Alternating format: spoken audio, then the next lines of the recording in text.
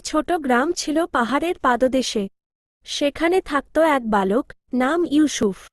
সে খুব হাসিখুশি, ভদ্র আর সবার প্রিয় ছিল। কিন্তু তার পরিবার খুব গরিব ছিল। তার বাবা একজন কাঠমিস্ত্রি, মা ঘরে নামাজ পড়তেন আর সবসময় বলতেন, ইউসুফ, মানুষ যদি না শুনে, আল্লাহ নিশ্চয়ই শোনেন।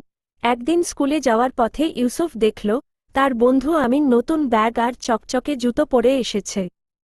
ইউসুফের নিজের ব্যাগটা ছেঁড়া, আর জুতার ফিতা হারিয়ে গেছে। তার মনটা একটু ভারী হয়ে গেল। বাড়ি ফিরে সে মায়ের পাশে বসে বলল, মা, আমি কি আল্লাহর কাছে নতুন ব্যাগ চাইতে পারি? মা মুচকি হেসে বললেন, অবশ্যই পারো, বেটা। কিন্তু মনে রেখো, দোয়া শুধু চাইবার জন্য নয়, বিশ্বাস রাখার জন্য। সেই রাতে ইউসুফ নামাজের পর খুব মন দিয়ে দোয়া করল। সে বলল, হে আল্লাহ, আমার ব্যাগটা পুরনো, কিন্তু আমি তোমার দানেই খুশি। তবু যদি তুমি চাও, আমাকে একটা নতুন ব্যাগ দিও। দিন কেটে গেল। এক সপ্তাহ পর স্কুলে শিক্ষক ঘোষণা দিলেন, আজ গ্রামের এক দয়ালু মানুষ সবাইকে নতুন ব্যাগ উপহার দিচ্ছেন।